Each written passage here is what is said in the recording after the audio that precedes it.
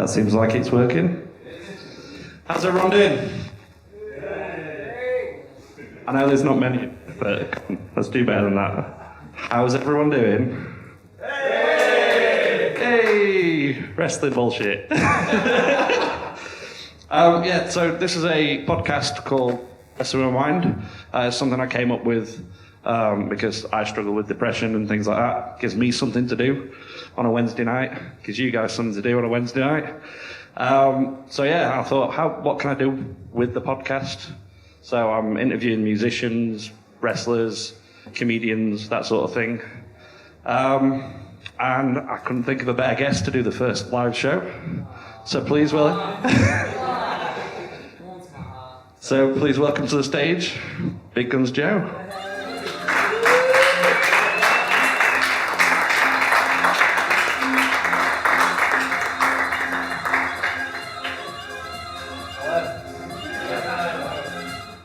Can you put his mic on, please? Hello? I can shout, but you know. Hello? Hello? Is that working? Is my mic working? There we go. There it is. So, hello. We'll cut that out. Right. How would you drive over today? It's fine. I'm just very reckless. Yeah? Yeah, honestly. Snake's Pass. Surprised I don't kill myself every time I drive it. Honestly, no, legit. I had Chris Sharp and Ethan Allen in the back, and Chris is very chill, so he's not too bothered, but Ethan, you should see him. I do a thing actually sometimes, I'll be driving down like a motorway in the dark, and I'll go, Ethan, and I'll turn my lights off. Panics. Just panic. No, don't do that. We'll talk, we'll come back to this when he comes back in. But yeah, you should see it, it's amazing. Yeah. But then I get too carried away doing it, and then I don't nearly crash, but it happens, so, but yeah. To be fair, I used to have a friend who, in the dark, when there was no street lights, used to turn his lights off so he could go around corners quicker because he reckoned he could see lights coming the other way. And he was like, yeah, you can see the reflection on the walls and stuff, so you know nothing's coming if it's dark. And I was like, can you not do that? I don't want to die. Just make a note of this. It's quite good, actually. Yeah. If you ever see a Crater, ask him about one of our trips to Skegness. Nearly killed him. Honestly. Also, he likes to shout Qashqai as well, because I nearly went into the back of a Qashqai.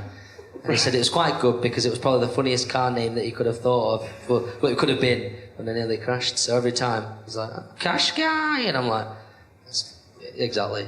Yeah. But yeah, so yeah. All right, so should we talk about wrestling and stuff? Why not? Yeah. Let's do it. I've obviously spoken to you before. We had an interview. Mm-hmm. I think we should bring up the interview I did with you before. Was it quite intimate, wasn't it? Was it? Oh, it was in a car. Oh. Yeah, I Outside Corporation, yeah. Yeah, interviewed Joe Classy. outside Corporation, and I went, we haven't really got anywhere to do it. Do you want to come back to my car? I was already there. You didn't have to say it. So trying to open the door, it just wasn't weird. Yeah, it was raining, right. and as you can probably guess, car started steaming up. About 5 minutes into the interview, you can just hear the windows go down.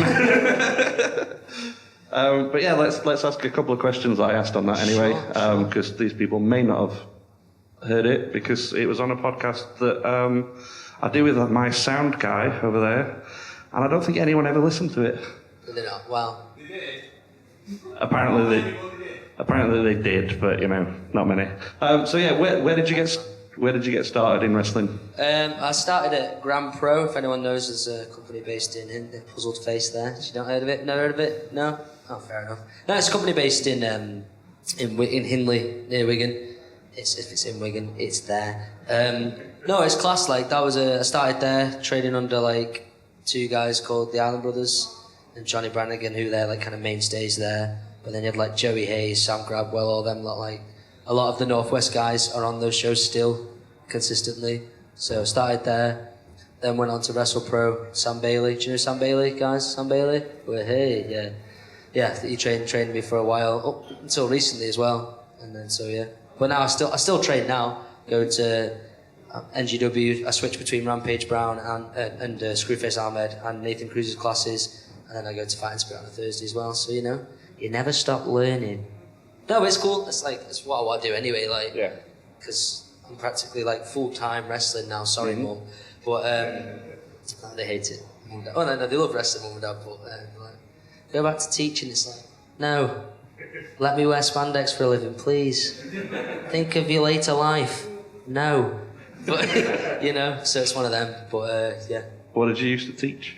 Drama. Drama. Yeah, okay. I did a course. I did a theatre and performance practice. Yeah, Salford University. That was good. Did that. Then started teacher training. Realised I couldn't do both. So to the surprise of my mum and dad, picked the better one in my opinion. But yeah, so. Did you obviously to get a job and teaching drama and stuff? You must have like studied drama and things like that. All my life, yeah. Yeah. I worked at theatre for like 5 years. Still do occasionally anyway now. But did that. Did amateur dramatics there. Did drama through school. Got the drama award. Yeah, right. Yeah, that's right. At school, and then went on to college. Did it, and then uni. So, as you can tell by the way I talk and how I am, it's pretty obvious as that's what I did with my life, isn't it? Really, but yeah. But no, it was good. I mean, especially for wrestling, between both of them, even say Nathan Cruz will say it a lot because he has an acting background and stuff. He'll always be like, try and do acting to not obviously not to me, but for the rest of the students as well. And it's just been a huge help doing that throughout the years because obviously even if it's making connections and going to different shows, you've still got that confidence to be like, hello, this is me, and this is what I do. Maybe we can work together in the future, things like that. And then just naturally for character stuff. In on shows I'm on, it's just I feel it's a lot easier and a lot more natural to be the way I am. So cool. And when you do promos and stuff, obviously that helps with the drama sort of stuff. Oh, massively. I mean, if it wasn't for that, then I won't be able to be just outspoken from the get-go. I do a lot of promos now, just off. Don't really want to rehearse because I feel like if you try and over-rehearse, it's you'll end up saying stuff in a certain way that again doesn't seem very natural. Whereas you can ask anyone, like the Young Guns, you can ask lots of other people like that who I'm around on a regular basis. My character is just me, legit. I mean, but maybe less of the gym stuff. I mean, I go to the gym a lot anyway, but it's just if I just randomly shout, I'll be in the car and I'll go bah, and then that's just what I do. Okay. And promo-wise, is it all everything? Obviously, if you go to a different company or all the different companies, do they give you a direction that they want you to go, or is it pretty much just you just doing you? It depends really, because obviously they'll want something. A lot of people want the open challenges to start. I do a lot of that stuff, but I mean, if I'm at a new place and maybe the fans are not used to me, if they're not in say if it's not in the northwest, if it's down south or something, I'll still do similar stuff that I've done throughout the whole of my character. But promos can vary depending on the situation and stuff. I've started to do a lot more babyface stuff now, and that's have to change my my promos and things like that. I found it very easy to kind of have a Big Joe promo 101, kind of thing. But trying to expand it depending on where you're going, that's the tricky bit. But I feel like I can still keep my character within it continuously. It's got like lots of legs to wherever it wants to go. Like new companies will want to say, like for example, I'll do a losing streak somewhere, and that'll slowly turn me babyface. And it's like, you know, you see the promos like go from completely heel, like, oh, I'm the best, this, that, and the other, to being like, oh, I can still do it. Oh, maybe next time. Oh, no, and then change the arc of my character to go with a completely separate way. If that makes any sense. Thanks for nodding. There's nodding heads. So yeah, going back to like your early career sort of stuff. At what point did you feel like that you were ready and you could sort of hang with like the people that had been wrestling a while? Was there a particular match or anything like that? I mean, from the get-go, I was quite fortunate in the like original place in the Northwest that I used to work, where I got to work with like Kirby, Ashton Smith, T-Bone. You know, like, it's really weird to think that me and T-Bone are like really good friends and I'll go to the gym with him like, on a consistent basis now. Whereas the first time I ever wrestled, when I had my first match, A couple of guys were like messing about with me, trying to get in my head and stuff about my match. And then T-Bone was like, "What did you say?" And I told him, "Oh, so you grass then, are you?" I was like, "Oh, don't kill me, you know what I mean?" You know, it's dead intimidating, but now it's completely different. So like, then obviously it was very nerve-wracking and stuff like that, being very fortunate to wrestle like those level guys, especially then. Like, I mean, I've not been wrestling like 3.5 years, so it's not been that long. But like now, you've just got to think it's like, it's another match, you know. I'm very lucky to have wrestled the people I'm wrestling, because I'm able to have like a higher end match, you know what I mean? Like have like more of a kind of like, we can dissect different things, we can do things and make things mean more in different ways than just, you know, kind of having, you know, this is a match, okay, that was that, you know? So, I mean, back when I first started, I was very nervous, you know, just trying to, but then that was basically trying to find the character at the same time. So trying to find the character as well as making sure I could hang with those people, that was the scary part. Because you obviously, when you first start somewhere, you want them to bring you back, you want to be an asset to that company, you want to kind of, you know, create a buzz with your debut to some degree, so fans come back and be like, "Oh, we want to see this person," so they're like, "Okay, we'll have to bring you back." So, you know, it's a lot of things to think about now, but I feel like now it's very just, it naturally happens. Like, I think I'm that far like into it now, where I can be like, right, this is what I want for the match, that's fine, I can be this way, you know. So, again, rambling on, sorry guys. No, makes perfect sense. Cool, but yeah. Awesome. Have you always done the same sort of character since you started? No. Or, okay. I used to be a high flyer, right? What? No, when I first started, I tried to, obviously being only being 5'6", yeah, 1,678.4 millimeters tall. Only being that tall, like, it was very like, right, you're not that big. Like, I've put on about 2.5 stone since starting wrestling, you know, and then trying to look aesthetically pleasing for like a wrestling audience, because that's what you need to have. You need to have the skill, the look, and obviously the character as well. And I've learned that through various different, you know, places and stuff going through wrestling. But what was I saying then? Oh, this is great. Mind blank straight away. But what did you even ask me then? What did you just ask me? If you were always the same character. Oh no! See, no, right? Yeah. What was that? Jeez, deer in headlights. But yeah, when I first, because obviously having that kind of just look, being a lot skinnier, only being that tall, they were like, "No, you're gonna have to be this high-flying kind of babyface." And that, even though I had that background, I struggled to do promos because it was instant babyface promos, and I didn't really have a character. I could kind of do a flip. I did an okay drop kick, you know, things like I busted out a Hurricane Rana. Oh, yeah, right. Ask me to do it now, it's not gonna happen. No, I mean, I probably could still do that type of stuff. You know, you never know. It's not going to happen now. You never know. No, obviously not right now. Jeez, I need to stretch out and stuff first. But no, like, I used to do that stuff, and it was like I struggled to find my feet in wrestling from the get-go. So when I kind of, because at the start of from the start of sorry, again, see.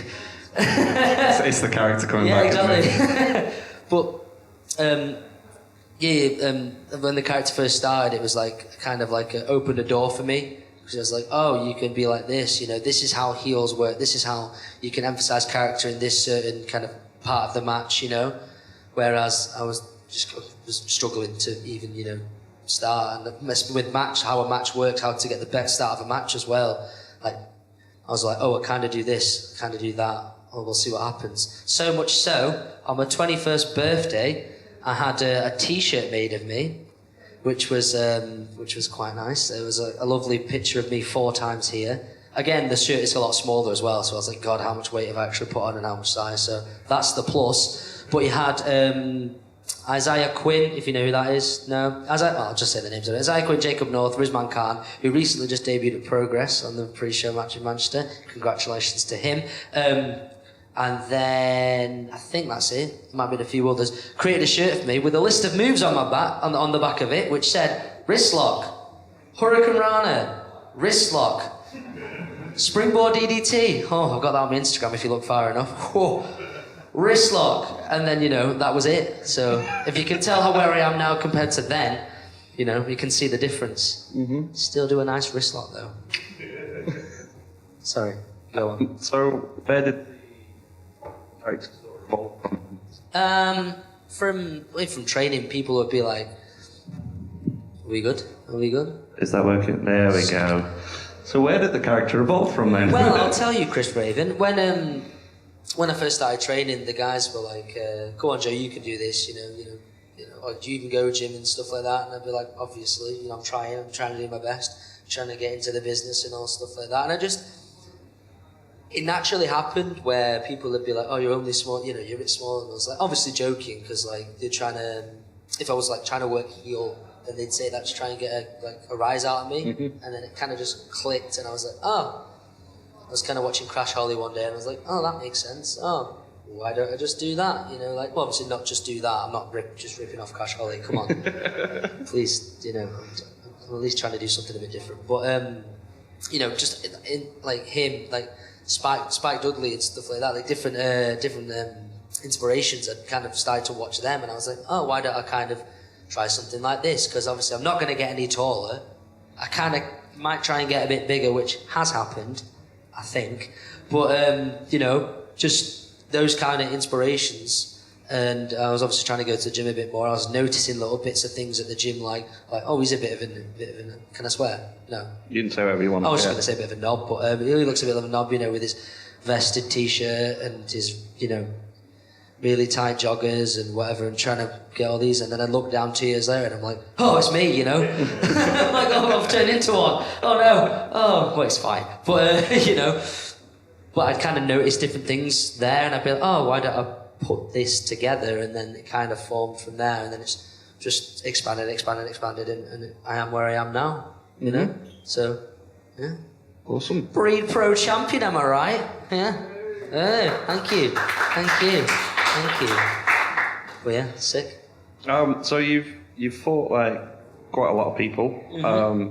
You've fought quite a lot of like decent people as well. Very to say like you've not been wrestling like massive loads of years sort of thing. I've been around it about 5 years, 6 years now, since I started training. So there's a couple of matches I want to ask you about. Mm-hmm. Well, as you've just mentioned, Breed, I've got to ask you about the Chris Ridgway match at Independent.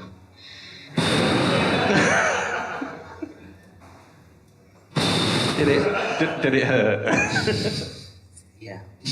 Oh, of course it did. It was horrible, but he's my mate, so. I was thinking like in like groups of mates and stuff. Yeah. And everyone's here probably has groups of mates. You just take the piss out of each other all the time. Yeah. Is that what happens in wrestling? Again, when it's like me, the Young Guns, Chris, and Joe Nelson in the car. Stuff happens. Just the amount of stuff that comes out of that car, like, honestly. Chris is a completely different person, like, in the car or, like, on the way to somewhere or whatever, like, if we're at the gym or, because I see Chris when he's not here, when he's here, on a regular basis. But, just completely different, hilarious. Like, it's another thing that makes wrestling fun. Like, I can do the character, I can put these matches on, I can, really, try and make a difference in wrestling, with my character, with wrestling, different people, whatever. But just like the drives back. Chris Sharp as well, another one. Again, putting him over, he's not even bloody here. Where's my food? No, sorry. But like, just that kind of seeing different sides of people, and then when it gets to the matches, just seeing the difference when you're in there with each other as mates. Yeah, it's a nice feeling until he kicks you. So then it's completely different.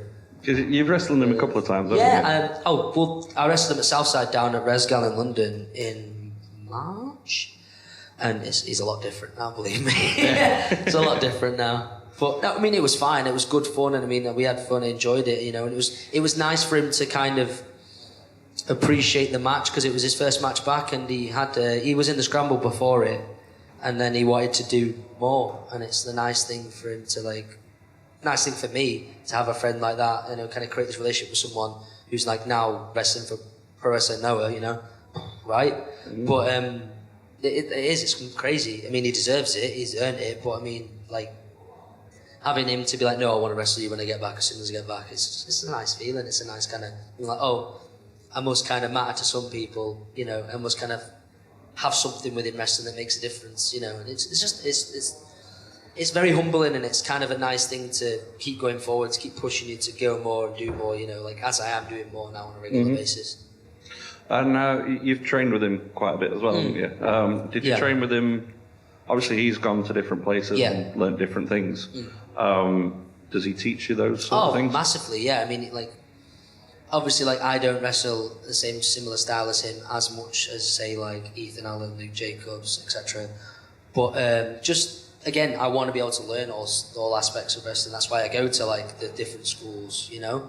But, like, having that much time with him while he's been here, it's very, like, it's just invaluable. It's so good. Like, he'll come down to Fighting Spirit and then just want to show me stuff away from the class that's going on or after, you know. Like, even if we're in the gym, he'll be like telling me different things or show me different things, and it's a continuous kind of learning experience. Excuse me. It's a constant learning experience, like, you know, being around that person for such amount of time. You know, it's not just we'll go to a session and we'll teach this, you know. Like, I got a chance to go down with him to Knuckle Locks and do, you know, his session there. And it's kind of cool to have, like, the stuff that he's rubbed off on me, like, naturally while I'm there. And it's like, oh, you must know a few things. It's like, yeah, I'm not just a character anymore, you know, I can do other things as well. And plus it's better if you're, like, a more well-rounded wrestler anyway for future experience. Hello, Ethan Allen! Ethan Allen, everyone! Chris Sharp, everyone! Round of applause! Hey, there we go! Oh. What? A gift for me? Oh, thank you. Lovely. Oh, thank you. I was just putting you over as well. Oh, thank you. I'll have to have this in a minute, but... Has it got spice on it? Oh, blow me head off that. Thank you. But what were we saying? I can't remember. You did actually want to say some stuff. Now Ethan's here. I remember you saying that. Oh yeah. What's your reaction when I turn my lights off in the dark on a motorway?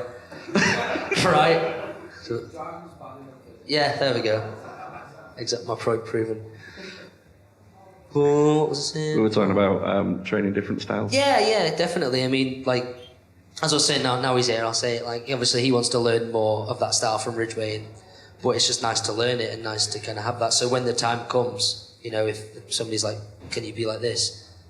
Then I'll be like, yeah, cool. You know, like the Tetsuja thing's coming, and I've been, you know, if I'm there, and if, you know, lo and behold, they're like, oh no, Ethan's broke his other knee. You need to go on and do a certain, you know, that style of wrestling, you know. I want to be able to be like, oh, I can, and show people like, oh, he's not just a guy who calls people dweebs and tells them to show up, and then does, you know, a European uppercut, and that's it. You know, so yeah. So, has it got something in it? Is just you smile on your face? Yeah, no, obviously he's got something in it, but I mean, as in, like, has it got, like, have you done something to it? Hello, what did you get? What did I get? Hang on. It's just Pepsi, right? Yeah, lovely. Too much ice, but no, joking. But yeah, sorry, carry on. Oh, he gets a championship belt and then he's moaning too much ice. Sorry, you went Krispy Kreme as well, thanks, man. Oh, you right spoiled me here. Sorry, please carry on. But it's fine. No, share some if you want. No. So, can you tell us anything about the time, like some of the times you've fought at Future Shock and places like that? Yeah, I've wrestled that lad over there about 20,000 times. Woo! But yeah, no, like Future Shock, when I first started there like last year, and I was a replacement for someone, and just from the get-go, I seemed to get I wrestled Chris Egan and Danny Hope, and then I've wrestled like Joey Hayes, Martin Kirby, Ligero, and all different ones like that, like kind of made the Northwest scene what it is. But I'd never wrestled Danny Hope before, so that was kind of nerve-wracking. Because obviously you want to do well, you want to show that, you know, you belong in somewhere. And then Chris Egan as well, wrestled him. It was something. Does anyone, you know who Chris Egan is? Future Shock? Yeah, we got one person nodding. Sick. He's a lovely bloke. But no, I feel like I made an impression. They've been booked there ever since. But, you know, having different matches, being it multi-mans, being it singles match, being the open challenges that I've done. I've got to wrestle like Zach Gibson, Crater, you know, Chris Sharp.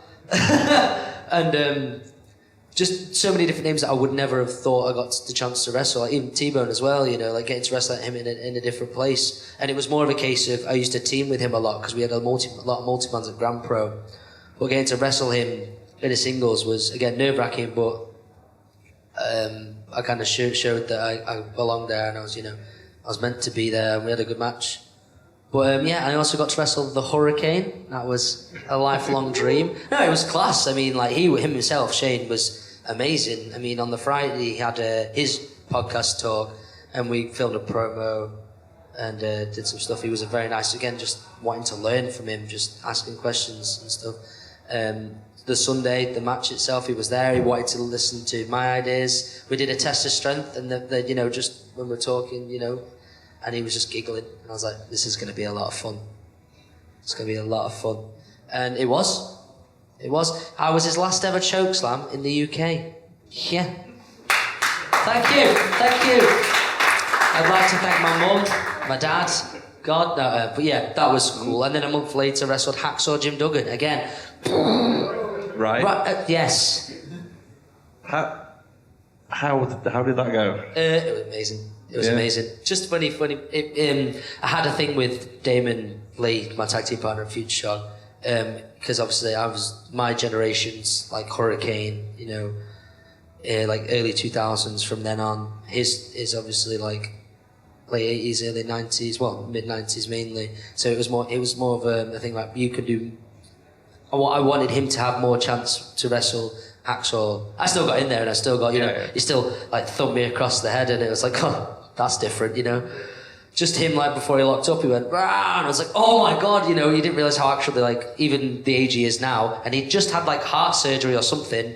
He had a big surgery and he was, like, still turning up. He's like, hey guys, and it's like, it's crazy for a man that age to still want to do that and still have a match, and still try and go as, hell of a fiery comeback on him, But yeah, so those two matches especially first, like, kind of showed that Future Shock have faith in me, and they want me to, they want to see me succeed, and they want, they're comfortable with having me be, a representative of that company to wrestle that kind of level, because like I never thought, especially even now, I'd never thought I'd have that opportunity.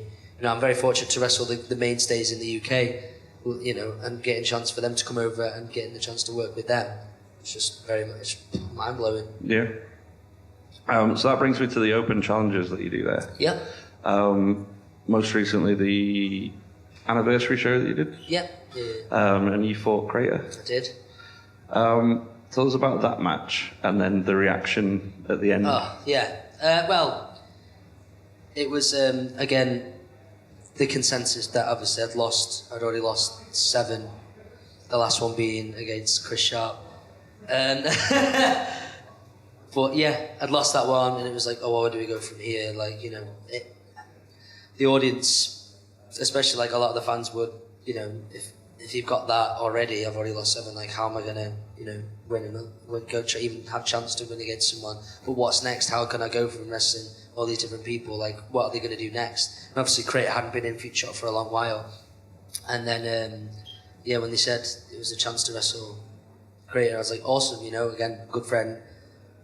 But it's another one where the size difference, it was like, oh, there's the worry of how could I pull anything off?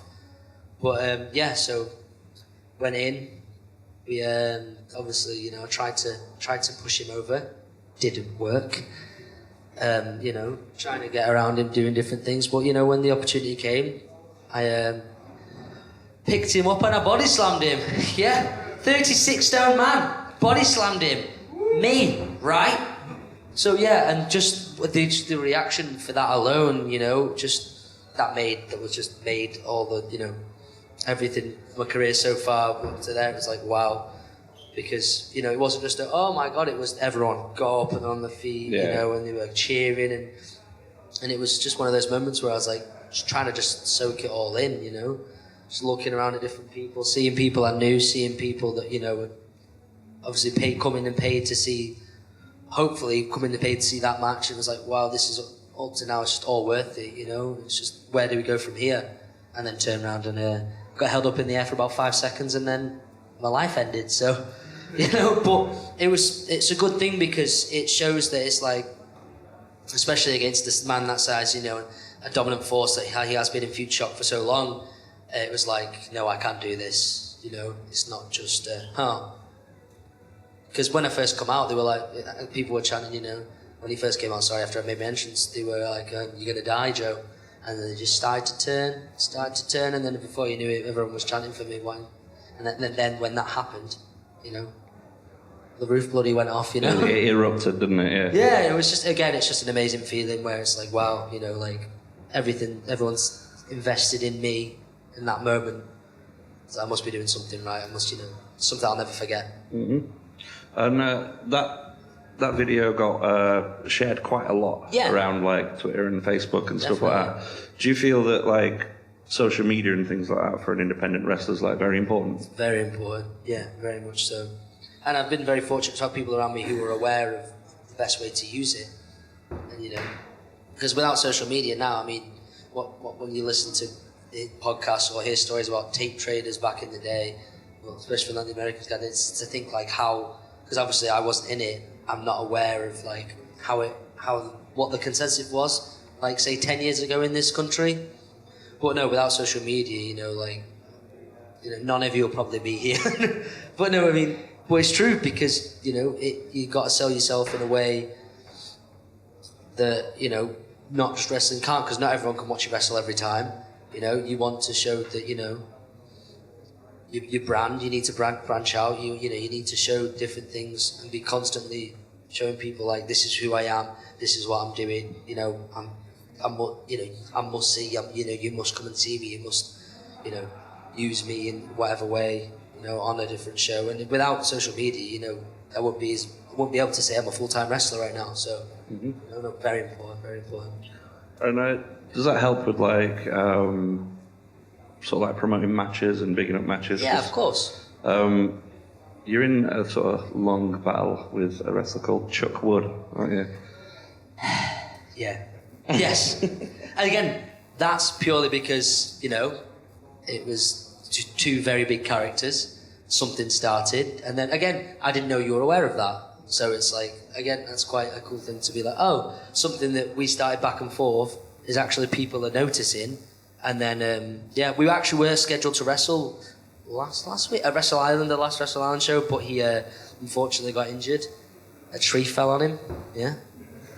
Well, I hope one did anyway, But no, it's good to see where that will go, what will happen in the future for that. Because, we've wrestled before at NGW, we will wrestle again, and I will win this time. But no, regardless, it's cool to have that thing, have someone who's been wrestling, he's been wrestling a long time as well, to be oh, I want to wrestle you, so I'm going to start this. So I'm okay, reply, back and forth, and create something where people will be right, we need to have this on our show. So, I'm going to end his life. I'm going to chop loads of more wood than him,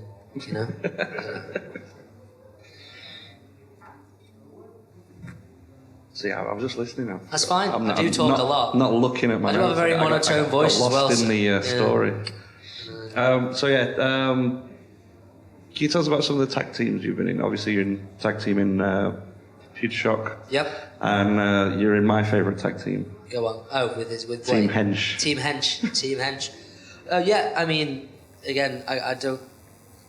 Tag team wrestling is very important to me because it's I've got to wrestle various number of tag teams that I never thought I would, and then it's given me more opportunity to branch out there and wrestle other people who may been put in say a 6-man or an 8-man, and have teams created and have a buzz off that. Say if they've got 2 people and they've created a team, oh, that's who I want to wrestle now, so I get a chance to wrestle both of them and have that kind of that creation of whatever will happen in that match come to life when it would never start.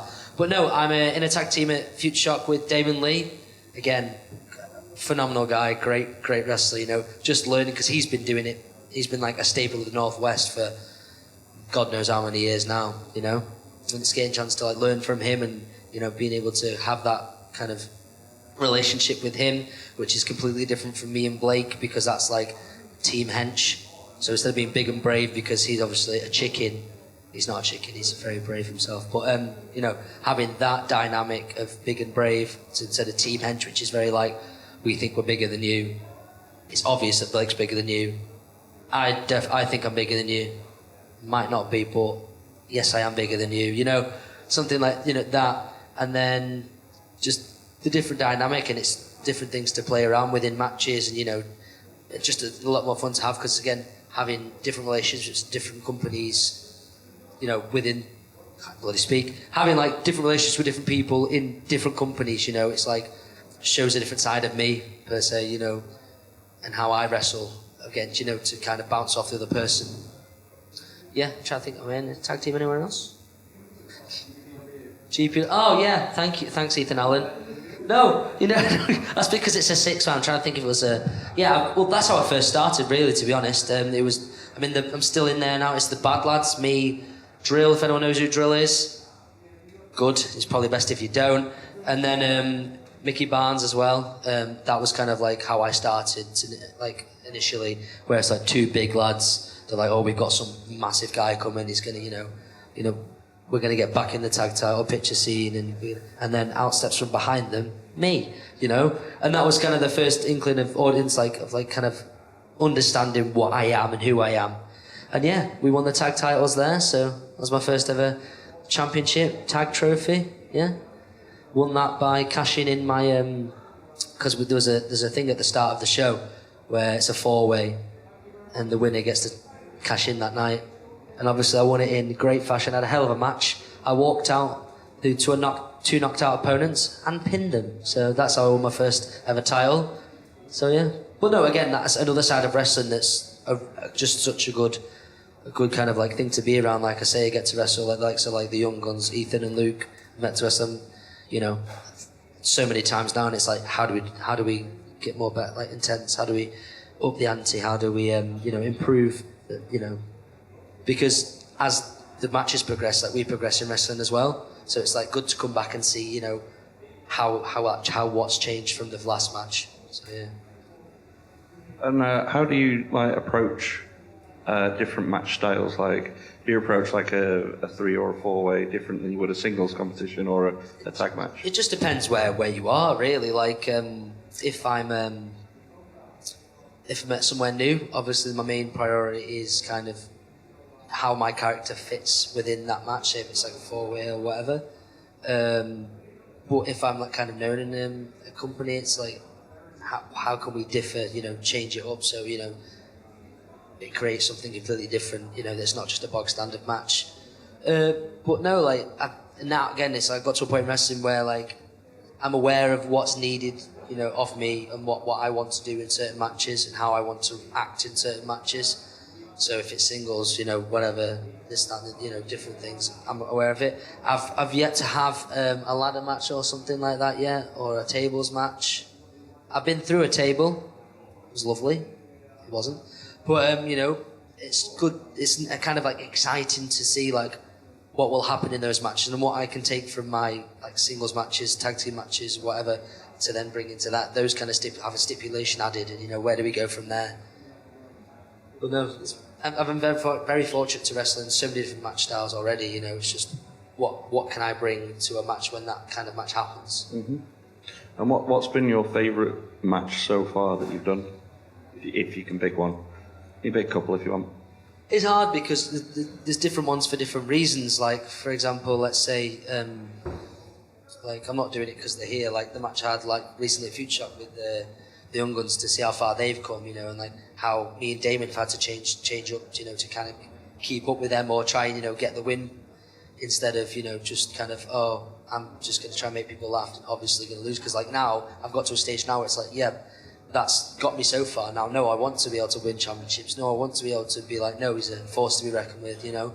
Don't kind of just sleep on Joe, you know, you know, if he's on the card, if he's in a match, he's going to want to win. He's going to want to, you know, do his best and show that, you know, I belong. But yeah, but then again, you've got the match, let's say like the match with Hurricane was completely life-changing for me, you know, like, especially in the town hall, which is like 10 minutes from my house, you know. I passed that to go to work every day when I first turned 18 and I worked at the theatre that's like down the road from me. It's just mind-blowing to know that I've wrestled there and let alone wrestle one of my childhood heroes. my match with Zach Gibson as well. That was the first test I feel. Was like when I first started doing the open challenges. It was like, right, I'm at Future Shock, great, cool. You know, this was one of my goals for this year. And then it's like, right, I'm wrestling someone who's now, you know, in the NXT. He won one of the tournaments. He was former NXT UK Tag Champion. You know, like it's not. And again, the way he wrestles as well. It's like, how do I fit wrestling? How am I gonna, you know, up the ante? How am I gonna like show that, you know, I can go with that type of person? You know, that was very like game changing for me. Where it's like, no, I need to go do all this training to, you know, show that when it comes to it, if it happens again, I can be a completely different person. I'll still be me. I'll still be Big Guns Joe, but you know, I'll have that difference where it's like, oh, okay, you know, he could do this. He could win. So yeah.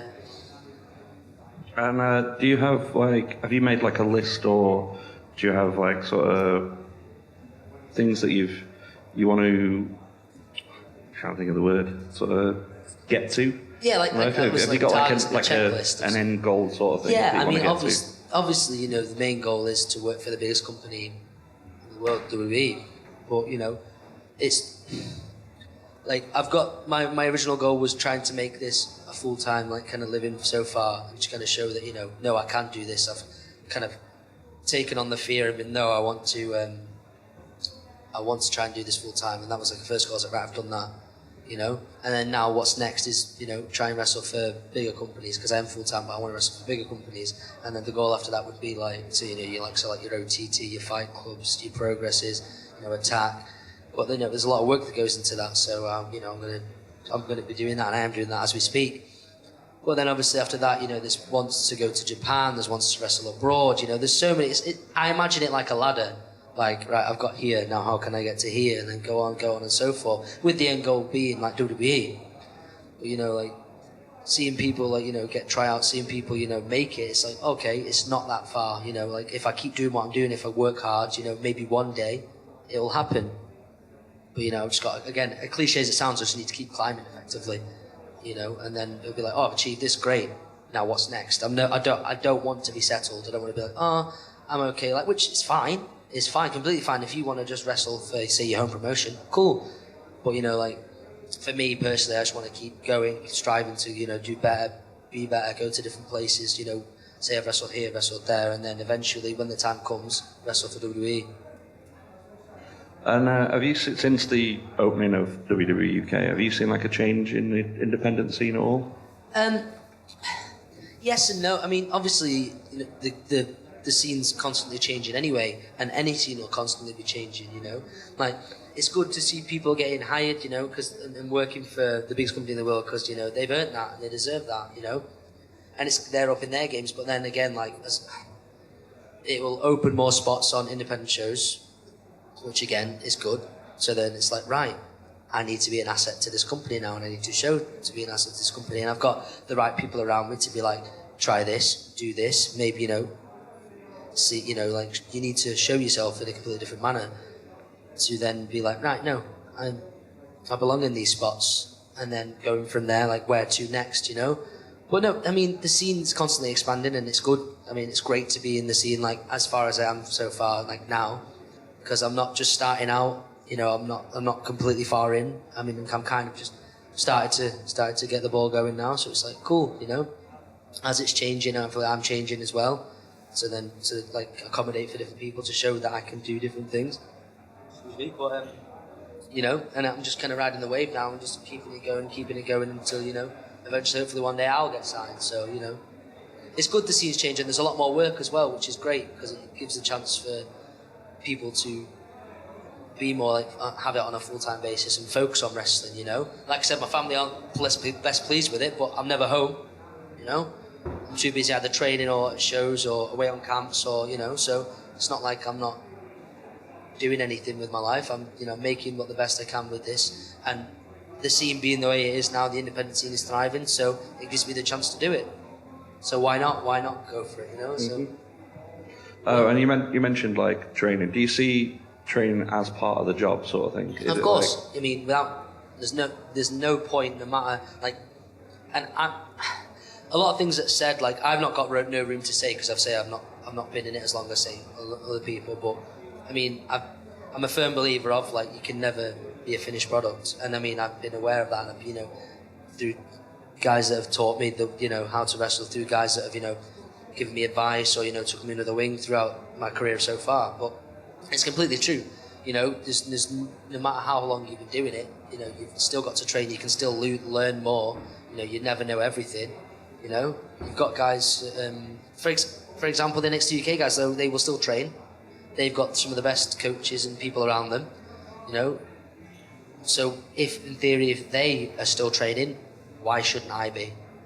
You know, and plus, again, it's getting out there. It's constantly being within a ring. It's constantly learning, so you don't get rusty. You know, like, it doesn't matter. Like, you need to be around it no matter what. So if you're not doing anything till Friday, why not go to training? Why not? Even if you know, if you're hurt, why not go? You know, you'd still go anyway. Like say Ethan did, for example. Like, you know, big props to him for like been around him for like months and months while he was out, and him still being there was like, still wants it. You know, it's a very big part of the scene. Even if, you know, if it's not shows, it's just as important in my opinion. Mm-hmm. And you're often seen like at other promotions, even if you're not wrestling and things like that. Yeah. Do you find that's important to get bookings and things like that? Is that one of the reasons? Hugely. I mean, like, I've been very fortunate so far, and it's people have picked up, like, people who I've started with have been like, how do you know this person, how do you know this person? It's like, no, because you need to be around it, you know, like since I started driving like a year and a half ago now, and it's like, that was the best thing I ever could have done, you know, like, just to get to shows, you know, you need to be constantly showing around, and it shows. Like, a few weeks ago after Attack, Chris Brooks, obviously no one knows who Chris Brooks is, he very kindly said something about me because I wasn't booked that week. So what did I do? I made sure Friday, Saturday, Sunday I was at shows. You know, that's off my own back, you know, and that's off, you know. But it's what you've got to do. Because it's one thing messaging people, but if you're there in the flesh showing that you're working hard, you know, like, it rubs off, and it has. Like, I'm not trying to be like, oh, look at me, I'm working hard, here's a picture of me working hard. I'm not going to do that. But if people notice, you know, you're doing something right, and it's how you get to know people, it's how you make connections, it's how you move forward in this industry. It's pretty obvious, and people who don't do it, it's kind of like, why aren't you doing it, you know? And plus, it looks better for a person, say for a company, if you're there doing your bit and being like, this is me, hello, you know, introducing yourself. It looks better than just a random message on Facebook, you know? And I think that goes for just life in general, you know? For anything you want to be involved in.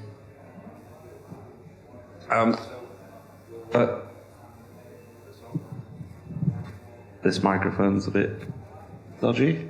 Lovely. Yeah, so we'll end this half. Cool. With, do you have any stories you can tell the audience that's not going to incriminate you in any way, or any of your friends?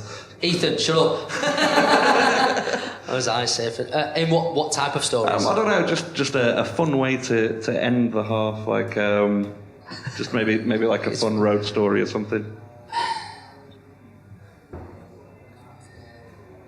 Now I bet Ethan's got about 20 of them in his mind right now. Yeah, I nearly killed. Right, well, I was in the car with Ridgeway. We'd been driving for a long while. Dropped everyone off. It was probably like 5 in the morning. I was quite tired. And I nearly, to be honest, it's quite bad, but like I nearly fell asleep. But and then as I was driving, I started to reveer to the left and nearly killed somebody on a moped. Honestly, I legit nearly killed someone on a moped, and if it wasn't for him to kind of go, whoa, and I was like, whoa, Jesus, like, you know, like, but it was just so nonchalant that I was just happily driving, getting closer to this guy, and he's like, kind of like, no, it's fine, oh God, you know, I'm a great driver, honestly, trust me, great driver, but yeah, just, again, I probably can't think of anything off the top of my head, but it's just stuff like that that shows that, you know, it took me 3 times to pass my test, 3. You'd think it took me more. No. I was such a good driver on my driving lessons. How times have changed. But no, I'm trying to think of something else. Well, what mad things have I done that won't incriminate me, Ethan Allen? Oh God, here we go. Do you want to come up here and take yes, the mic Ethan, so people can have... Ethan, people come on. can hear you? Woo! Ethan Allen, everyone. Please. Oh God, here we go. It's a really small one. Shoot. And it's very similar to that one. But, so it was me, Joe and Chris Ridgway on the way back from, I think it might have been Southside, Talent Corporation. It was quite late.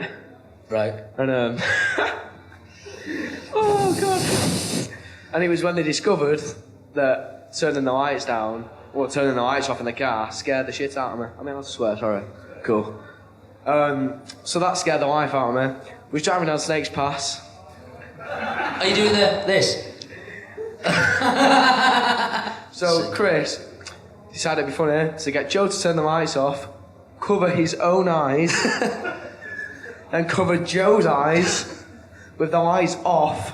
Bearing in mind, we're driving towards the end of a cliff.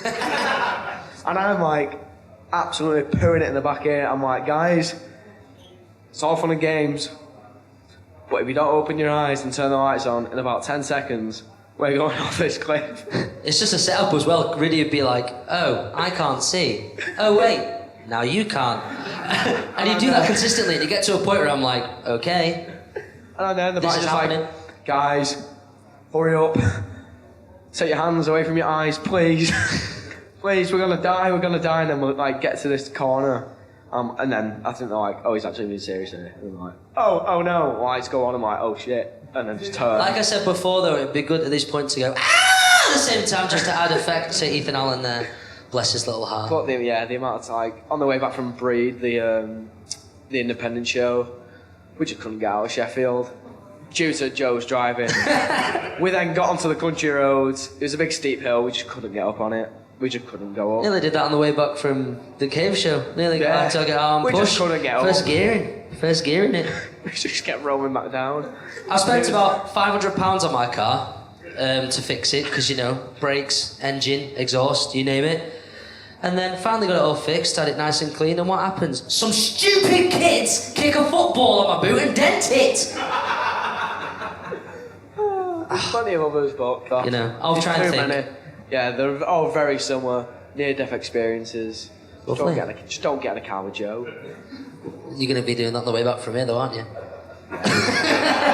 Sick. Awesome. Thank you very much. Ethan Allen. Right, so we're going to take maybe a 10-minute break, something like that. So go get yourselves some drinks and Please stuff. stay.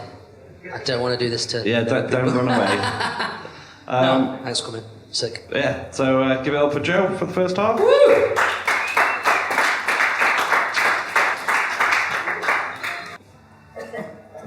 Okay, so welcome back to the second half of the podcast.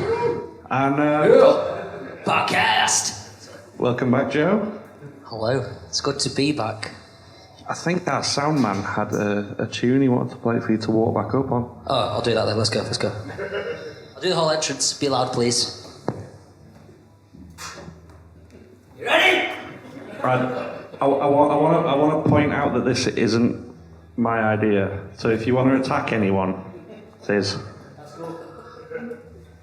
So ladies and gentlemen, Big Guns Joe.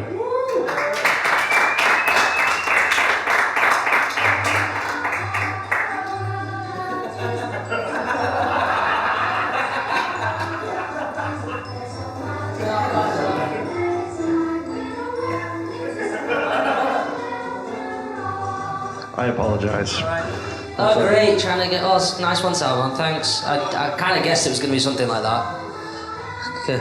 You can stop now. It's a massive world. No, it's actually not. It's very small because I'm massive. Right? Yep, that's one. Right? Yes. Yes. Yes. Yes. Yes. Yes. Is that gimmick infringement? No. Yes. So, we've talked about your past career and sort of stuff, like leading up to present moment sort of thing. Yep. So let's talk about a company that started this year, Breed Pro Wrestling. Woo! Brit, yeah! Woo! I'll shout them out. They're recording for tonight. Thank you. So yeah, how are you enjoying that?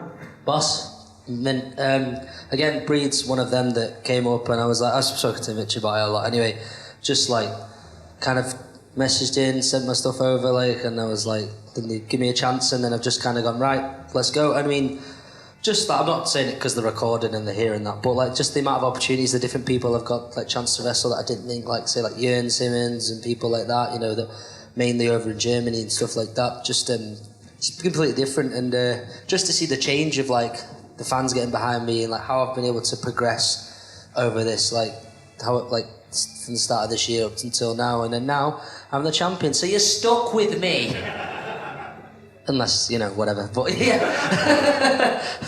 But no, it's true. Like, I mean, again, like I said before, I won a tag trophy, but this is like the first ever singles title I've ever won. So obviously, it means a lot to me. And the fact that this company have put like stock in me, and they've put like faith in me, and been like, you know what, you've done so much now to kind of deserve to have like, yes, you are our champion. It's something completely different. Like, I've never had that chance before, so it's good now to kind of go from, you know, now I've got the title, you know, they've put the stock in me, the faith in me, now it can be like, right, what do we do now? Where do I go from now, you know, because obviously it'll be up in the ante with my matches, it'll be, you know, how I, you know, carry myself within like that company now, because yes, I'm still going to have my character, but I mean, it's completely different now, you know, like, I need to show that I belong there, you know, belong in that kind of the main event scene, and show that, you know, I'm the right person, that, you know, I won that for a reason, I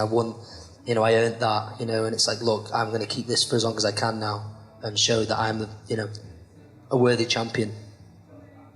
Cool. Is it working? There we go. Oh, you can play It's a Small World, but you can't get a bloody mic to work, can it? Pathetic, sorry. Before I ask the next question, is that music putting anyone else off? Turn it off! Oi! Dean, can you just go out and see if they can turn that down a bit? Dean, run! Run! Run! He don't run. It's fine. Yeah, so while he's doing that, Yep. what have been your favourite matches so far in Breed? Well, obviously the most recent one was in a cave. In a cave, right? I mean, that's, considering that's something that's never been done before in wrestling, like, in general, and the fact that I was in the main event of that show, and, you know, like, just, it was a very good audience, you know, we had, like, 300 there, you know, and what's happening, Dean? We broke a curtain. Oh. He's too hench for the curtain. Oh, I come out of that. That's it, I'm flawed. No, but no, like having a show in a cave, but then again, that means a lot to me, because not only was I in the main event, not only did I win my first ever singles title there, it's like, it's in a place where I've been going for many years, like we say, like my grandparents and school trips and, you know, different things within my life. As I've grown up, I've always kind of like drove through Castleton, I've gone here, you know, differently, and then having the fact that it's like, oh, I've been there before, but oh, now I get to wrestle there. It's just completely, for my career anyway, I can be, yeah, I did that. I was on that show. I was the main event. I won the title on that show. That happened, because like I've spoke to people about it. Like, you know, people are going to be talking about that for a long time, because, you know, it's a wrestling show in a cave. You know, when I got there, I was like, well, this is different. You know, normally, you know, you go to a venue and we're still outside, really, you know, in a cave, right? But, you know, obviously I wrestled outside venues and stuff, but like you go to a venue, you know, it's just like a normal venue, there's chairs out there, whatever, you know, the ring's in the centre, you come out of a curtain or whatever, but no, this was something completely different. And again, it was like a kind of like, especially, it was like a really big match feel for me specifically anyway, because we were going through the fans, and, you know, before even the match started, like, they were chanting for me, and it's like, oh, now this is, you know, this is something different. This is something, you know, I need to bring my A game, I need to make sure that this is something that not only me, but the fans never forget as well. Yeah, and you say, like, you're going through the fans, they're chanting your name and stuff like that. That's kind of changed, doesn't it? Through, like, the progression of Breed, that's your perception, I guess, yeah, of fans have changed, because you came out as a heel first off. Yeah. Probably shouting at a lot of the people that are here tonight. I'm not sorry. I don't care. I'm not sorry. And then I'd say 2 matches changed that. They're on the same day. You fought G Money in the morning, or the afternoon show. And I want to talk about that match a little bit with you. Sure, please do. Because everyone expected it with you and Gene wrestling it. Everyone expected it to be a comedy match. Yeah, of course.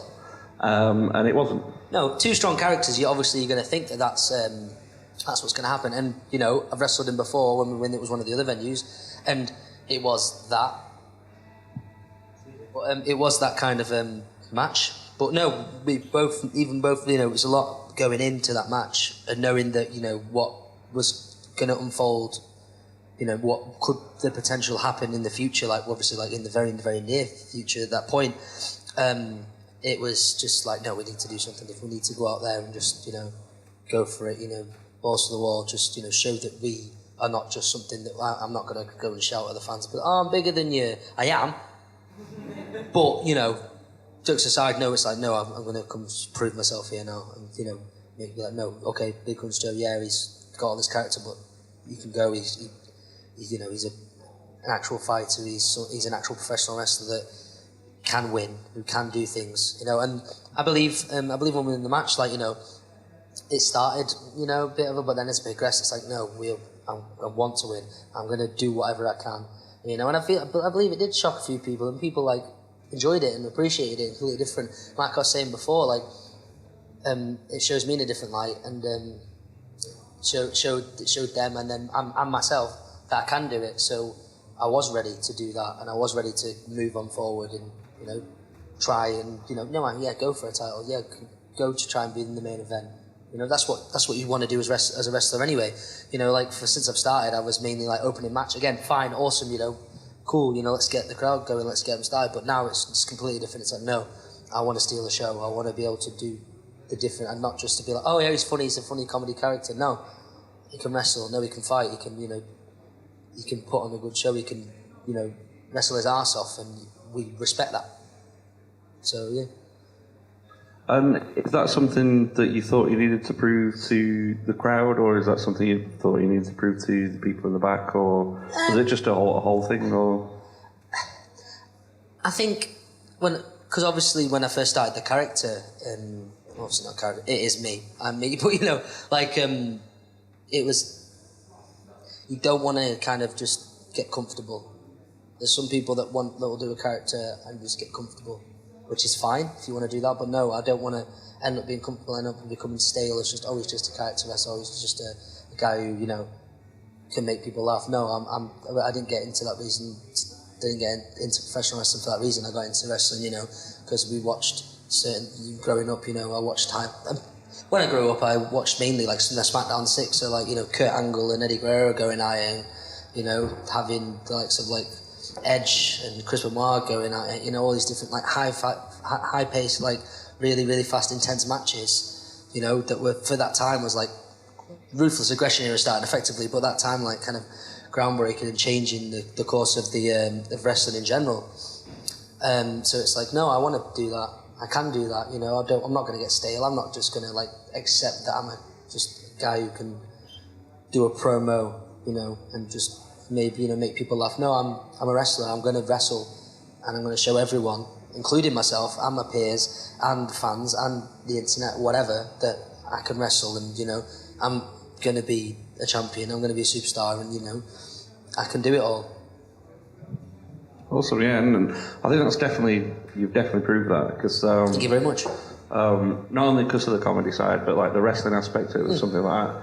You're one of the people that when I see you on a card, it makes me want to go to that show. Awesome, thank you, man. So later on that day, you fought in the main event. I think, like you did with Craya, you then slammed Will Cruz and got a big reaction. Yeah, I mean, again, it's like, it's showing, that's my way, especially for showing that, because it works with my character and stuff, it's showing that I can do the unthinkable, I can do, things that people don't think I can do, and that's the starting point of it. That's the starting point of showing that, I can slam this person, so what else can I do? And then go from there, And again, the reaction for that was incredible, and especially when I won the match, it was, it was, again, life-changing as well. It's showing that people are that invested in me, You know, not just as a character, but as a wrestler, as an individual. That, you know, no matter if they were booing me at one point, you know, they want me to win. They want this, because at the same time, I feel that it's good to be relatable as well. So, you know, I want people to be able to relate to me, because obviously, like, especially my character, you've seen those people in the gym, you know, you've seen that type of person. But if I can relate to people on another level, like, you know, and have that connection with them, and then when I win, you know, hit the roof and, you know, go crazy for it. It's like, yeah, we did it, not just me, you know. I'm showing, because of my size, because, you know, my height, you know, I can do it, you know. I am, regardless of my character, I am an underdog, and I want to show people that I can do the unthinkable, and I can win, and I can be someone in a company that, you know, is meant to be there. Cool, and the reaction that you got was pretty special. Yeah, it was great, man. It was great. Did you expect how absolutely fucking batshit you were? Oh, well, I didn't expect the guys to start parading around the ring. I was like, oh, okay, all right, sound. But I mean, it's good because there's a lot of fans that go to a lot of shows, and I'll recognise them, that kind of wanted that for me as well, you know.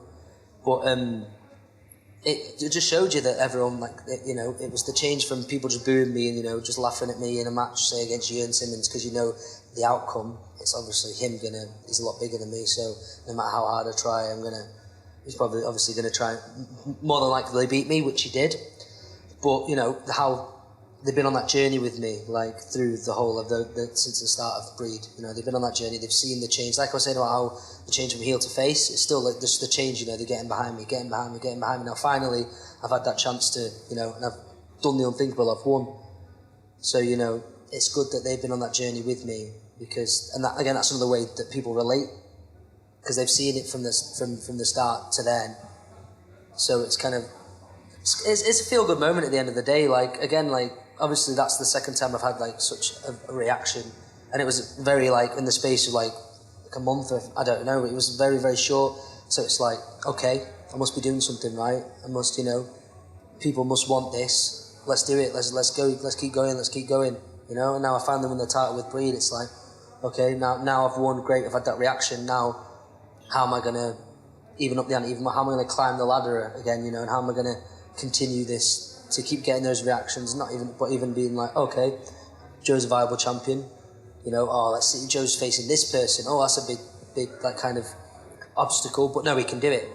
And we're behind him because we've been behind him. We've seen him do it. So why can't he do it now? Awesome.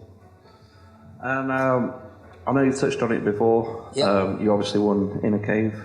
You won the championship. I did. In a cave! Yeah. Woo! Cave! Yeah. But, yeah, again, a special moment, because it was something that, I say, like, Breed have put a lot of faith into, and they've worked on it. You know, there was meant to be original date and things happened, but it showed a lot of guts from the guys there that they wanted to keep it going, and they did, and they put it on, and it's just the whole all around. It's just the fact that they wanted that, so they, you know, busted their asses to keep that show going. They put the show on, and they put faith in me to eventually, when I won the title, you know, it's like, it's not just it sounds cliche, but it is what it is. I mean, like, it wasn't just for me, you know? It's like, we've all worked so hard to get to that point, you know, we've all put faith in each other, we've all kind of banded together to do that. And, you know, like, I feel like, as a whole, I feel, you know, when I won it, it's like, yeah, we all did it, you know, we've come this far, we've done this, you know, and it's just, I don't think, it wouldn't have been any better. I think it's the best way I could have won. The best place I could have won, because that's the pinnacle for Breed so far. Like that show, like, that's what everything show's been on. Like every show in Hex, Walkabout, you know, the theatre that they run in, you know, all that's come to that because they had a goal and they achieved that goal, and it's good for at that point, at that place, I achieved one of my goals as well. So, you know, it's all just. Oh, it's true. Nice one. Bless you. Thanks. So, as we've said, we've got Breed here. I've got a question for you, and kind of a question for them at the same time. Sure. It's kind of what do you expect next? But also, I've got a match to kind of pitch to you and to pitch to Mitch. Do you want to do that first? I'll do that first. How do you feel about fighting the other 2 champions at Breed. So have all 3 champions in the ring. So facing Ivy and Joe Nelson. I mean, I've wrestled Joe Nelson like quite a few times before, but with having other things like at stake, you know, like showing who's the most viable champion. Ivy can just shut up. I'll tell her to her face. But no. But like again, now that kind of everything's changed because we're all champions. We're all being like, right, how do we prove each individually that, you know, that we're the champion, you know, like the singular, like, no, I'm this champion for this reason, you know. Like I've wrestled Joe at loads of different places, like what, Southside, various different other places as well, like, you know, and it's always a fun match, like truly. I'm just trying to remember where I've wrestled. It's been a fair few places, but now it'd be completely different. We'd be fighting for something completely different, so the match would be completely different as well. I mean, yeah, I'm all for it, but I mean, I'll just be a fighting champion and I'd do my best and I'd prove that I am the right person to be the Breed Pro champion. So bring it on if that's the case, but yeah, I mean, I'm just going to go in there and prove that I'm Breed champion for a reason. Awesome. So we're going to open it up for audience questions. So anyone that has a question, we can see a couple of people at the back. I can see one very eager person. Go on, Chris Sharp, go. But a couple of people have paid. Oh, yeah, okay. Sorry. A little bit extra Hand down. to get their question first. So Sure. I'm going to go for a walk. I'm going to leave you here. Don't watch the step. Would you like to introduce yourself and then ask your question? My name's Adam, and I could touch on another point. Sure. Another breed-related question. When you had that match with Martina, Yeah. and Mitch had the idea to send you out as Big Joe Cena, Right. what were your preparation in that process? Watch a lot of John Cena. No, with that, I guess it was something that an idea had formed, and it was like, again, with the character, I mean, I try and do everything to the best of my ability, and you know, it was an opportunity to wrestle Martina. I've never wrestled Martina before. I've known her for a while now, but you know, she's like the queen of comedy when it comes to wrestling, and like, you know, you think of a few people on this scene that are like, when it comes to comedy, she's like one of the main ones, and she's where she is now for that reason.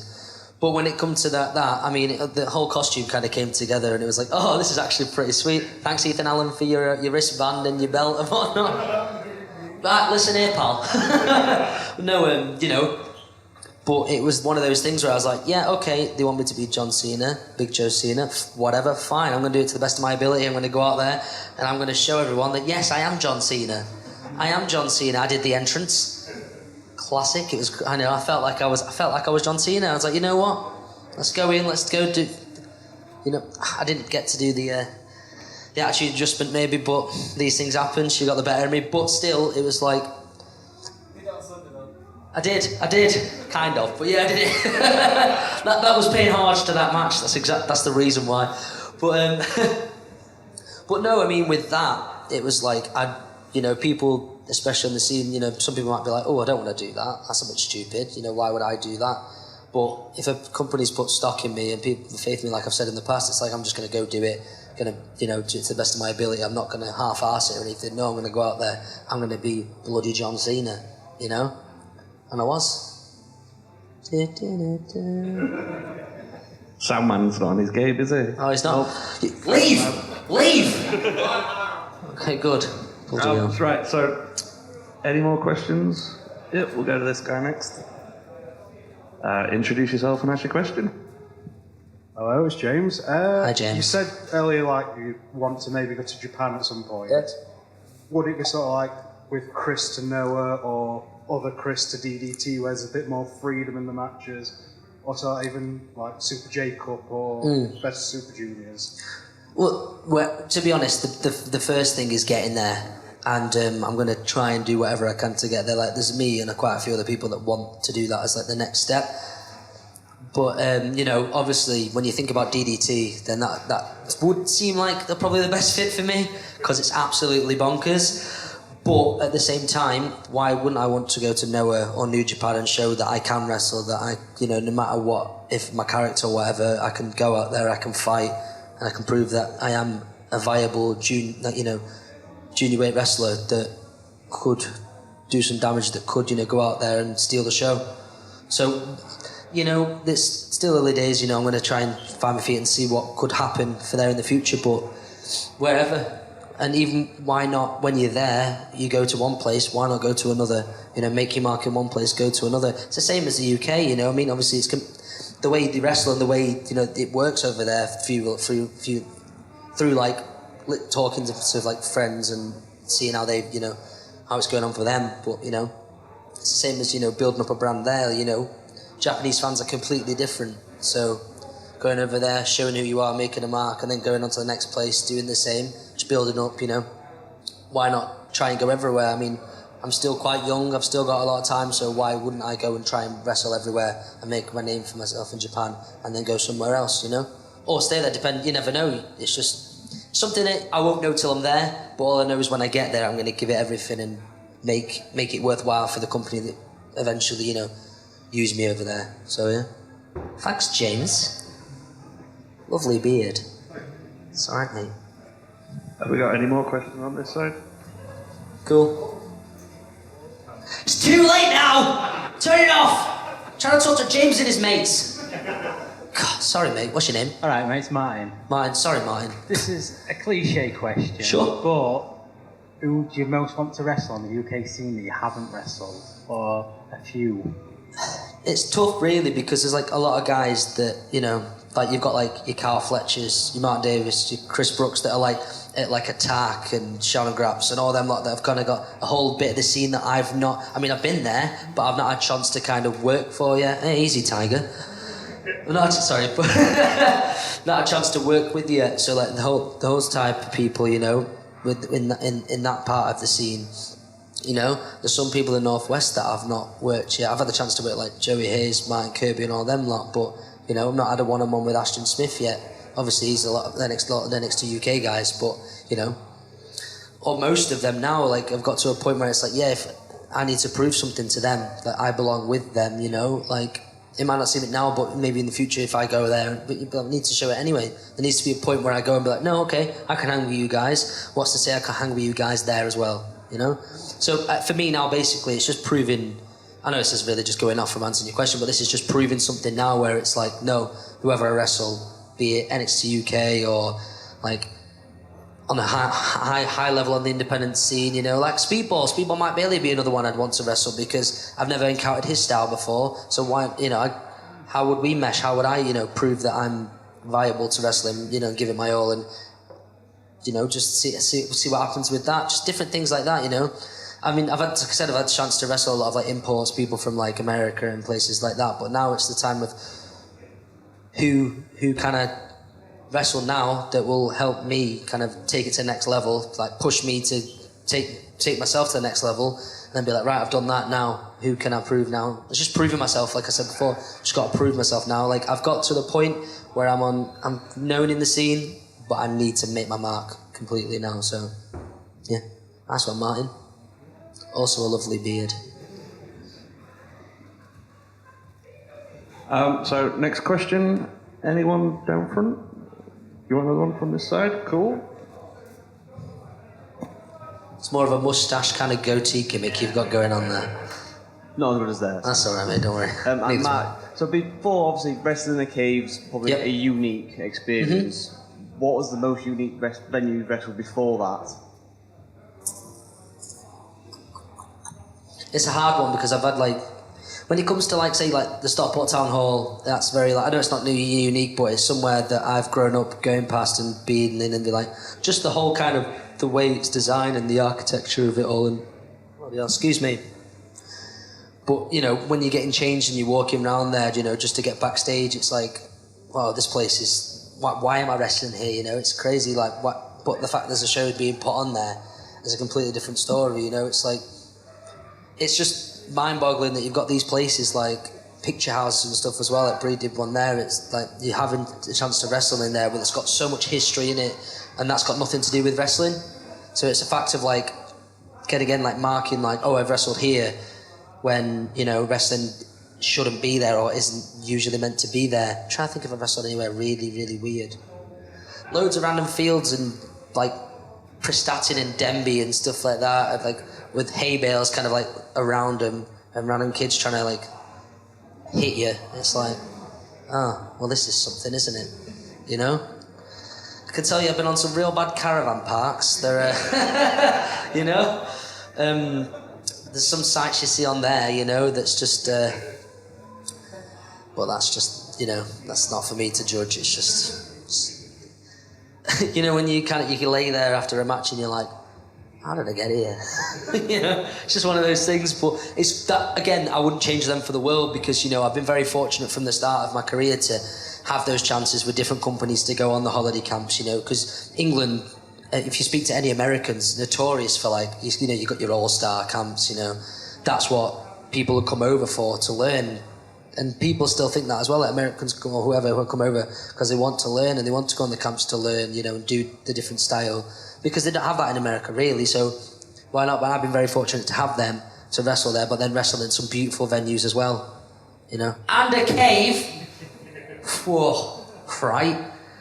Did I mention I won a title in a cave?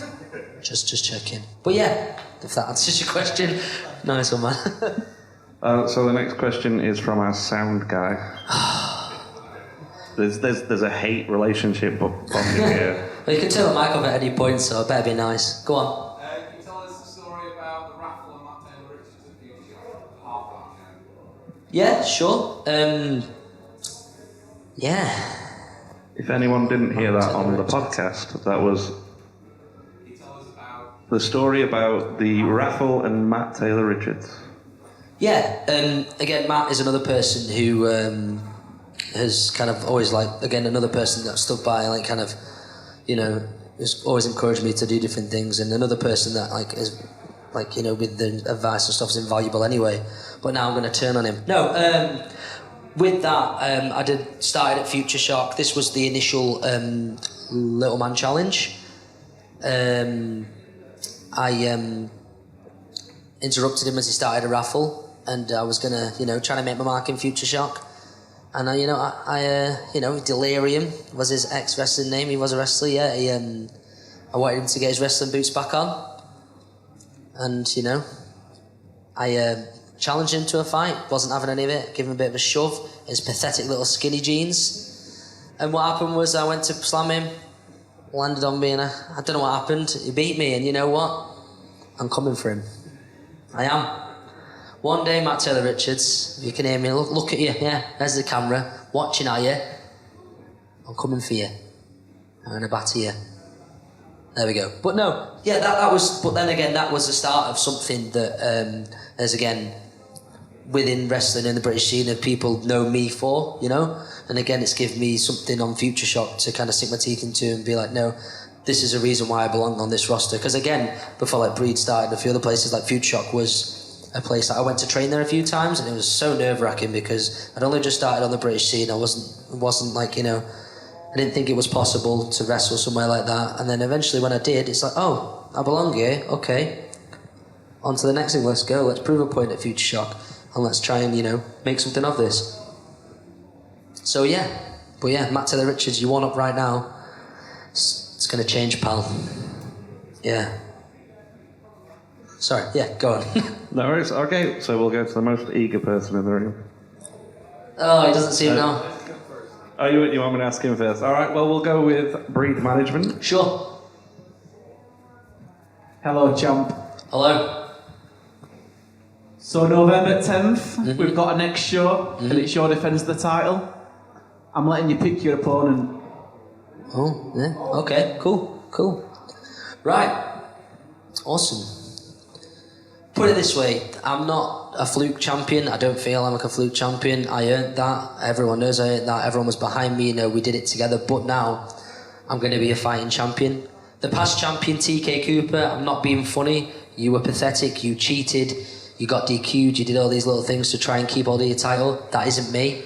I'm the biggest henchest guy in British wrestling for a reason, and I want to face the biggest and the best. So, I've thought about this for a while. I've never wrestled him before, and what better way to start? It's me, November 10th, Hex Sheffield, Big Guns Joe versus Driller Dan Maloney. Let's get going.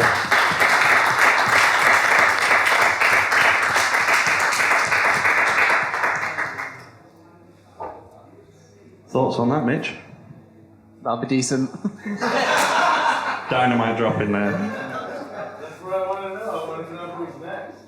Was that your question? Do you have anything else that could embarrass you? Probably. Not publicly. Thanks, man. What's your favourite song on Car Journey? Favourite song? Oh. Well, can I just point out, to get this on film, Ethan Allen is a rotten DJ. Rotten. Whoa! When he gets in the car, fiddles around, tries to push in my stereo first. Well, long story, I have to pull it out because my car got drained the battery because I forgot to turn it off. And I'm scared to leave it in now, so that's what that happens. But no, then the stereo comes out and flies everywhere else. It's always horrendous. But no, a good High School Musical song. Breaking Free. A bit of camp rock we like, don't we? Ah, yeah. Bit... If you ever want to message Chris Ridgway about something, ask him how he feels about Nickelback and Ethan Allen. Not good. But no, I mean, like, again, with Car Journey, it's just class. I mean, that's the whole part of wrestling that's just a whole other level, and it makes you feel like you belong there as well. But yeah. Oh, Defying Gravity, the Wicked musical. Hell of a one. If you're ever in a car journey with me, I sing like an angel. I don't. Well, yeah. I'll do a rendition, let's go. I'm joking. Don't play it, Martin. I won't sing it, honestly, don't. I will walk. I'm joking. No, shut up, Ethan. Anyway, go on. I think we've got another audience question. Yeah, awesome. I hope you're happy. I hope you're happy now. I hope you're happy. Right, stop it now, I'll do it later. I'm on the old H2O. Hello. Hi. How are you? I'm good. You alright? I'm good. So you won a title in a cave. In a cave! Yeah. In a cave! Thank you. Do you know what we were originally going to ask you to do in a cave?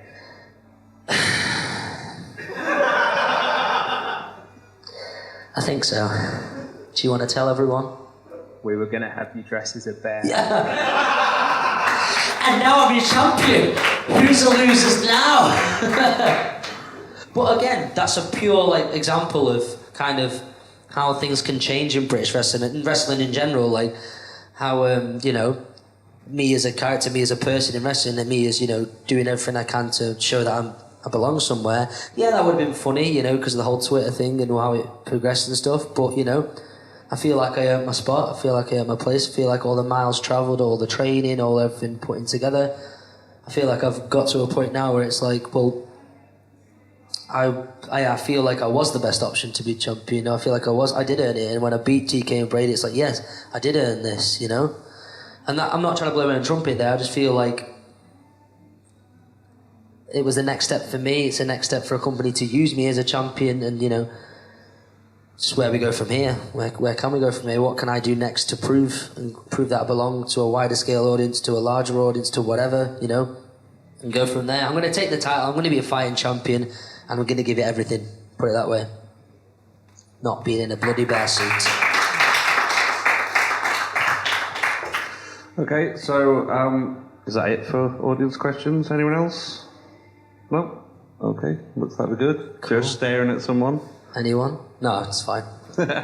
Awesome. Right, so to finish up, Sure. Obviously I want you to give out your social media stuff, and anything you want to promote, like where you're going to be next or things like that. So if you want to do that. Yeah, social media, Twitter @BenchmarkBigJoe. Yeah, hell of a moniker there. Instagram is @BigGunsJoe. So if you want to give us a follow, sick. I'm in various few places. I've got Hope this Friday. On Sunday, keep your eyes peeled on social media. I've got something coming up that is, again, going to be game-changing for me as well. Just to wait and see what that is.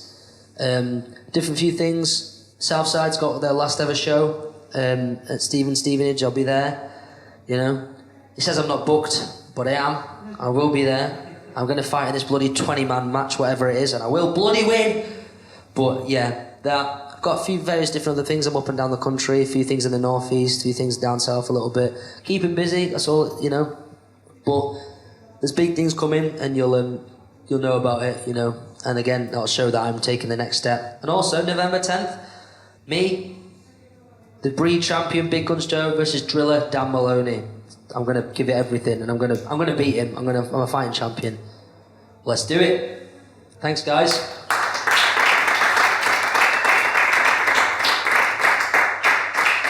So I finish every podcast with this last question. Sure. And it is basically, do you have anything that you want to say that we haven't talked about, or anything that you want to tell anyone or anything like that? I'm great at driving. No, not really, no. I mean, I feel like we've covered a lot of things here. I feel like, I've shown that, again, thanks for having me on. I appreciate it. It's a good thing to talk about the progression of me to... All right, chill out, Ethan. Bloody hell. It's all right, it's had a thing for me to show that I've started here and now I'm here. And all it is now is just keep your eyes peeled, keep coming to shows. And I'm going to show people that Big Guns Joe is here to stay, and he's a fighting champion. I'm going to win more titles elsewhere as well. I'm going to prove that, I belong in the British wrestling scene. And let's see this time next year. Let's see where I am, and let's see where I'm going to take it from there. Thanks, guys. Awesome. Yeah. So one last time, give it up for Big Guns Joe. Thank you. Another round of applause for the worst sound guy ever. Martin, more like... His name's not Martin, it's Chris. Chris, good. Martin, that's your name. Why did I say Martin? I don't know, but it's called Martin from now on. Yeah, Martin. You should have told me earlier. Do you know what? It's fine. I don't care. Thank you. Thank you very much, guys.